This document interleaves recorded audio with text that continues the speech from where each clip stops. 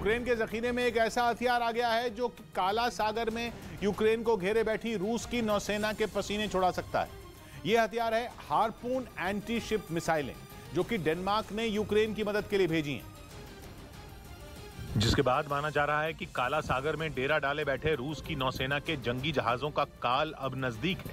रूस के जंगी जहाजों ने दक्षिण में मौजूद काला सागर में यूक्रेन को बुरी तरह घेरा हुआ है। वहां से रूस मिसाइलें दागकर यूक्रेन पर हमले तो कर ही रहा है, वो यूक्रेन के बंदरगाहों पर ब्लॉकेड लगाकर उसका अनाज भी एक्सपोर्ट नहीं होने दे रहा। इस वजह से रूस और यूक्रेन की जंग ने दुनिया में खाने का संकट भी पैदा कर दिया है। लेकिन माना जा रहा है कि यूक्रेन को डेनमार्क से हार्पून एंटी शिप मिसाइल मिलने के बाद रूस के लिए समंदर में यूक्रेन से मुकाबला मुश्किल होने वाला है। क्योंकि कहा जाता है कि अमेरिका में बनी हार्पून दुनिया की सबसे ताकतवर और बेहतरीन एंटी शिप मिसाइल है। यही वजह है कि 30 से भी ज्यादा देशों की सेनाएं हार्पून मिसाइल का इस्तेमाल करती हैं। क्योंकि हार्पून एंटी शिप मिसाइल जमीन पर भी अपने टारगेट को ढेर कर सकती है और अपने एक वार से बंदरगाहों पर खड़े जहाजों को भी उड़ा सकती है। हार्पून ऐसी एंटी शिप मिसाइल है जो किसी भी दिशा से अपने टारगेट पर वार कर देती है, लेकिन अपने दुश्मन के हाथ नहीं आती।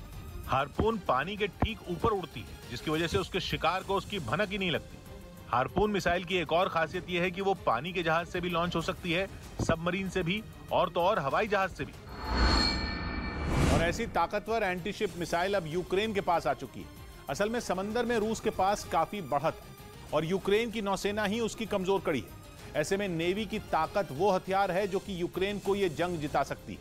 यूक्रेन के लिए पानी में रूस को धूल चटाना कितना अहम है, इसका अंदाजा पिछले महीने लग भी चुका है, जब यूक्रेन ने दावा किया था कि उसकी नेपच्यून मिसाइल ने काला सागर में रूस के सबसे ताकतवर जंगी जहाज मॉस्कवा को डुबो दिया।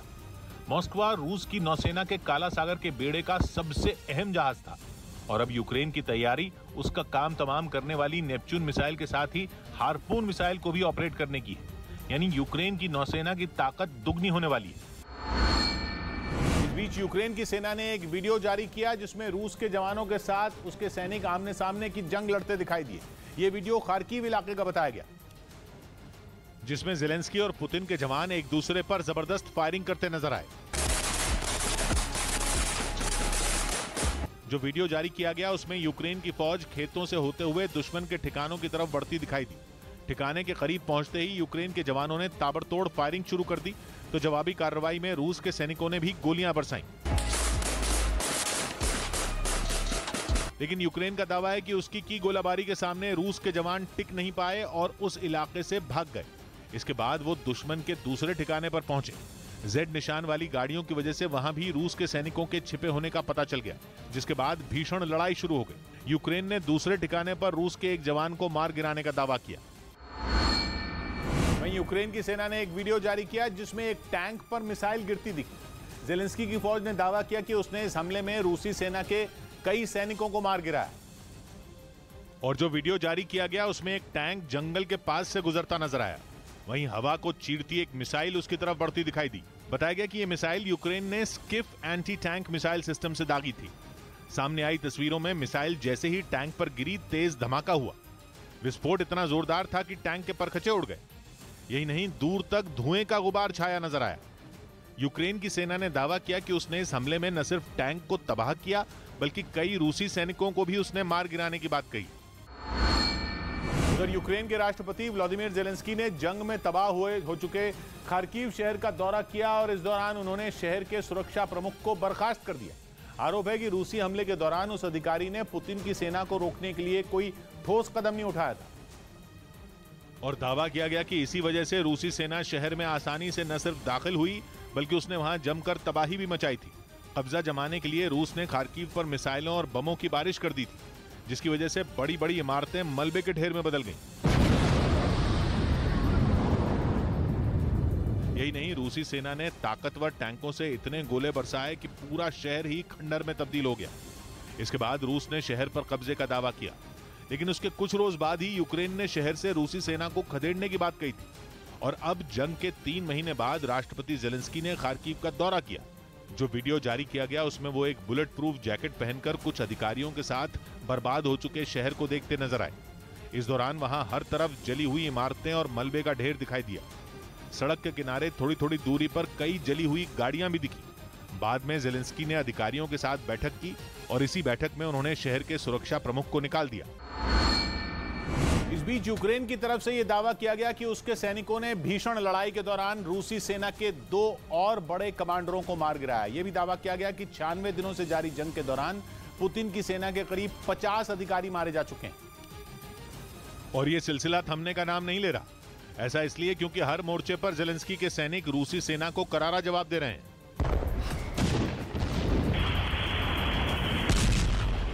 इस बीच यूक्रेन ने यह दावा किया कि उसकी सेना ने रूस के 34 साल के लेफ्टिनेंट कर्नल अलेक्जेंडर दोस्यागायेव और 41 साल के कर्नल व्लादिमीर इवानोव को ढेर कर दिया।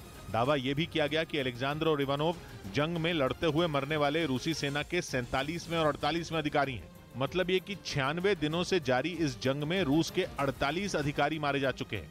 बताया गया कि अलेक्जेंडर पुतिन की सेना के एक बेहतरीन पैराट्रूपर थे और उन्हें बुचा में तैनात किया गया था, वही शहर जहां रूसी सेना पर नरसंहार का आरोप लगा था। वहीं जंग में मारे गए इन दोनों अधिकारियों को रूस में श्रद्धांजलि दी गई। उनके सम्मान में रूसी लड़ाकू विमानों ने आसमान में Z का निशान बनाया, जो यूक्रेन पर रूसी हमले का प्रतीक बन चुका है। यूक्रेन ने इस बात का भी दावा किया कि अब तक इस जंग में 30,000 से भी ज्यादा रूसी सैनिक मारे जा चुके हैं। वहीं पश्चिमी मीडिया ने ब्रिटेन की खुफिया एजेंसी MI6 के हवाले से यह दावा किया कि रूसी राष्ट्रपति व्लादिमीर पुतिन की मौत हो चुकी है। उनकी जगह उनके बॉडी डबल का इस्तेमाल किया जा रहा है। हालांकि इससे पहले यह दावा किया गया था कि पुतिन कैंसर और पार्किंसंस जैसी बीमारियों से जूझ रहे हैं और उनकी कभी भी मौत हो सकती है। लेकिन पश्चिमी मीडिया के पुतिन की मौत वाले इस दावे ने पूरी दुनिया में खलबली मचा दी। पुतिन की मौत से जुड़ी ये खबर सबसे पहले ब्रिटेन के अखबार डेली स्टार ने छापी। अखबार ने ब्रिटेन की खुफिया एजेंसी MI6 के हवाले से ये दावा किया कि पुतिन की मौत हो चुकी है और रूस में सार्वजनिक जगहों पर दिखाई देने वाला आदमी उनका हमशक्ल है। विक्ट्री डे परेड में भी उनके बॉडी डबल का इस्तेमाल किया गया था। पश्चिमी मीडिया ने यह भी दावा किया कि पुतिन के करीबी उनकी मौत को छिपा रहे हैं, क्योंकि अगर ये खबर बाहर आ गई तो रूस में न सिर्फ तख्ता पलट होगा बल्कि रूसी सेना को यूक्रेन से वापस बुला लिया जाएगा। इसीलिए पुतिन को जिंदा बताया जा रहा है। इससे पहले भी पुतिन के बॉडी डबल के इस्तेमाल की बात सामने आई थी। उस वक्त ये दावा किया गया था कि यूक्रेन पर हमले की वजह से न सिर्फ पश्चिमी देश बल्कि रूस में भी उनकी हत्या की साजिश रची जा रही है और इसी डर से वो बॉडी डबल का इस्तेमाल करने लगे थे। इस बीच रूस के हमले से गुस्साई यूक्रेन की एक सांसद ने पुतिन को मारने की कसम खा ली। ब्रिटेन के एक टीवी चैनल के कार्यक्रम में पूछे गए सवाल के जवाब में यूक्रेन की सांसद कीरा रुदिक ने दावा किया कि अगर पुतिन उनके सामने आएंगे तो वो उन्हें गोली मार देंगी। और ऐसा इसलिए क्योंकि वो यूक्रेन की तबाही के लिए पूरी तरह से पुतिन को ही जिम्मेदार मानती हैं। उन्होंने दावा किया कि 3 महीने पहले जब पुतिन की सेना ने उनके देश पर हमला किया तभी उन्होंने खुद हथियार उठाकर पुतिन से बदला लेने की ठान ली थी। My move would be to shoot. You'd kill him. Of course. कीरा रुदिक के मुताबिक पुतिन से बदला लेने के लिए उन्होंने करीब 2 महीने तक राइफल चलाने की कड़ी ट्रेनिंग ली। यही नहीं, यूक्रेन की इस सांसद ने अपने देश की दूसरी महिलाओं से भी पुतिन की सेना के खिलाफ जंग में उतरने की अपील की। क्योंकि यूक्रेन की सांसद कीरा रुदिक ये मानती हैं कि पुतिन की सेना को अगर यूक्रेन से खदेड़ना है तो फिर वहां के आम लोगों को भी जंग में उतरना होगा। और इसीलिए उन्होंने कुछ दिन पहले ट्विटर पर राइफल के साथ अपनी एक तस्वीर भी पोस्ट की थी। कीरा रुदिक के मुताबिक ऐसा करके वो अपने देश के लोगों में रूसी सेना के खिलाफ खड़े होने का जज्बा पैदा करना चाहती थी। यही नहीं, कीरा रुदिक ने बातचीत के दौरान पुतिन से अपनी नफरत भी जाहिर कर दी। कीरा के मुताबिक पुतिन यूक्रेन के कई शहरों की तबाही के लिए जिम्मेदार हैं। उन्होंने मारियोपोल का भी जिक्र किया, जो रूसी सेना के हमले में खंडर में बदल गया। कीरा रुदिक ने दावा किया कि रूस की सेना के हमलों में बड़ों और बच्चों समेत सैकड़ों लोग मारे गए और यूक्रेन में मची इसी तबाही ने उन्हें नफरत और गुस्से से भर दिया, जिसके बाद उन्होंने ठान लिया कि पुतिन अगर उनके सामने पड़े तो वो गोली मारकर उनकी जान ले लेंगे।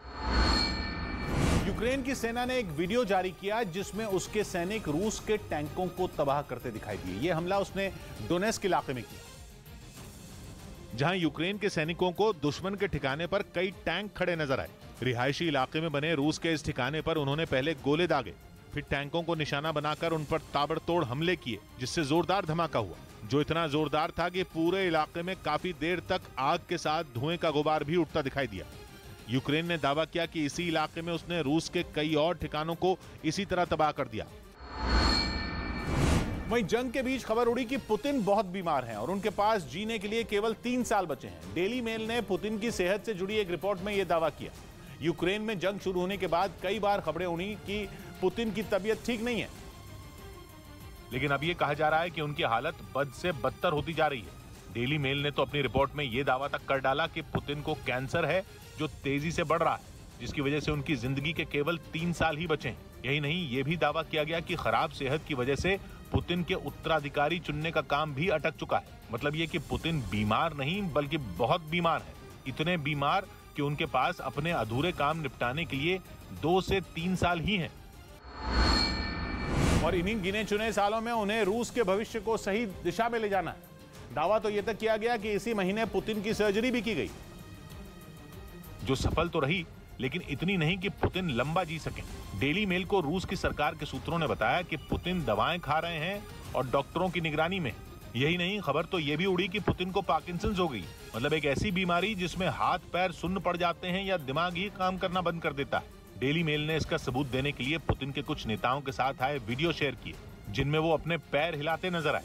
माना जा रहा है कि ऐसा उन्होंने पार्किंसंस की वजह से किया। पुतिन की सेहत से जुड़ी एक और खबर ये आई कि वो हर जगह चश्मा लगाकर जाने लगे हैं, क्योंकि वो नहीं चाहते कि किसी को उनकी आंखों से उनकी बीमारी का पता चले और दुनिया ये जाने कि उनकी सेहत खराब होती जा रही है। पुतिन की तबीयत पर यूक्रेन भी खूब दावे कर रहा है। उसने दावा किया कि पुतिन लोगों से अलग थलग रहने लगे हैं और उन्होंने अपने करीबियों तक से मिलना जुलना बंद कर दिया है। यूक्रेन का कहना है कि 17 से 19 मई के बीच पुतिन ने किसी से मुलाकात नहीं की और केवल 2 लोगों से फोन पर बात की। मतलब यूक्रेन ये साबित करने में जुटा है कि बीमारी की वजह से पुतिन ने लोगों से कटना शुरू कर दिया है। लेकिन रूस के विदेश मंत्री ने इन सारी अफवाहों को गलत बताया। Toutes ces aventures militaires ont été lancées par les États-Unis sous prétexte que ces foyers de tension. Putin पिछले 2 दशक से रूस में सरकार चला रहे हैं, लेकिन यूक्रेन जंग के बाद ये अटकलें लगी कि उन्हें कई बीमारियां हैं जिनका इलाज चल रहा है। उधर युद्ध के बीच रूस में पुतिन की बीमारी के बाद अब उनकी हत्या की आशंका जताई गई। ये दावा रूस के एक टीवी शो के दौरान किया गया, जिसमें बताया गया कि साल के खत्म होने से पहले पुतिन का मर्डर हो सकता है, क्योंकि यूक्रेन पर हमले की वजह से उनके कट्टर समर्थकों का भी उनसे भरोसा उठ गया। ये दावा है रूस के अलेक्जेंडर कंतोनिस्तोव का, जो इससे पहले रूस के बारे में कई भविष्यवाणियां कर चुके हैं। उनका तो यह भी दावा है कि गंभीर बीमारी की वजह से पुतिन की सोचने समझने की ताकत ही कमजोर पड़ गई। ऐसे में पुतिन को या तो जहर दिया जा सकता है या फिर उनके शरीर को धीरे धीरे कमजोर करने की कोशिश की जा सकती है, ताकि वो मौत की नींद सो जाएं। असल में चौथा महीना शुरू होने के बाद भी युद्ध का कोई नतीजा नहीं निकल पाया और सेना ने एक के बाद एक कई टॉप कमांडर खो दिए, जिससे रूस में उनके खिलाफ नाराजगी बढ़ने का दावा किया जा रहा है। लिहाजा बैटल ऑफ साइकिक्स नाम के टीवी शो में अलेक्जेंडर कंतोनिस्तोव ने यह आशंका जताई कि पुतिन की हत्या उनके दफ्तर के अंदर भी हो सकती है। शायद यही वजह है कि उनके किसी खुफिया ठिकाने पर होने का दावा किया जा रहा है, क्योंकि उनको अपनों से ही डर सताने लगा है। हालांकि अलेक्जेंडर कंतोनिस्तोव की पिछली भविष्यवाणी सही साबित नहीं हुई थी, जिसमें उन्होंने कहा था कि अप्रैल में रूस के सैनिकों को लौटने का आदेश दिया जा सकता है। वहीं अपने मिलिट्री अलायंस नेटो को आंखें दिखा रहा तुर्की रूस और यूक्रेन की जंग में शांति दूत बनने के लिए जोर लगाए हुए है। खबर है कि युद्ध विराम की कोशिश में लगे तुर्की के राष्ट्रपति पुतिन और जेलेंस्की दोनों से बातचीत कर सकते हैं। वैसे तुर्की ऐसा देश है जो इस जंग को खत्म कराने की कोशिश में भी लगा है, लेकिन इसके साथ ही खूब मलाई भी खा रहा है। वो ऐसे कि तुर्की यूक्रेन को हथियार देकर उसकी मदद भी कर रहा है, लेकिन रूस से गैस खरीदनी बंद भी नहीं कर रहा। इसके साथ ही वो जंग की शुरुआत से ही युद्ध खत्म कराने में भी लगा है। मार्च में उसके यहाँ इस्तांबुल में हुई बातचीत के बाद ही रूस की सेना कीव और उसके आसपास के इलाके से पीछे हटने पर राजी हुई थी। खबर है कि नेटो देश पोलैंड ने रूस से जंग लड़ रहे यूक्रेन का साथ छोड़ दिया है। ऐसा इसलिए क्योंकि उसने यूक्रेन को मुफ्त में ईंधन की सप्लाई करने से साफ इनकार कर दिया, जबकि जंग की शुरुआत से ही पोलैंड यूक्रेन के साथ खड़ा है। और नेटो के दूसरे देशों की तरह वो भी रूसी सेना को करारा जवाब देने के लिए उसे घातक और खतरनाक हथियारों की सप्लाई कर रहा है।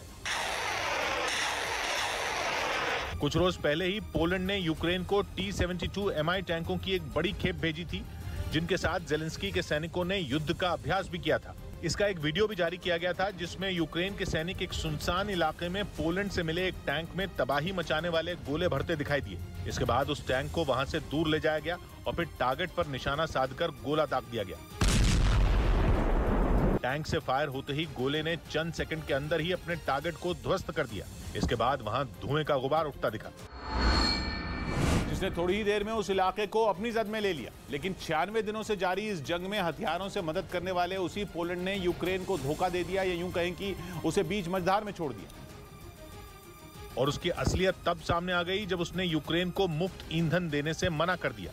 मतलब यह कि इस जंग में हर कदम पर यूक्रेन के साथ खड़े रहने वाले पोलैंड ने उससे मुंह मोड़ लिया। असल में 24 फरवरी को यूक्रेन पर हमले के बाद पश्चिमी देशों ने रूस पर कई प्रतिबंध लगा दिए थे, जिससे बौखलाए पुतिन ने पोलैंड और बल्गेरिया को गैस की सप्लाई बंद कर दी थी। ये दोनों पहले ऐसे देश थे जिनके खिलाफ रूस ने यह कदम उठाया था।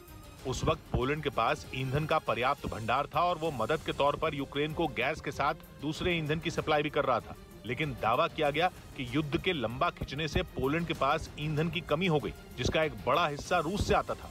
पोलैंड को यह अंदेशा नहीं था कि जंग इतने दिन चलेगी। यही वजह रही कि उसने यूक्रेन को मुफ्त ईंधन देने से इनकार कर दिया ताकि उसके यहाँ ईंधन का संकट न खड़ा हो।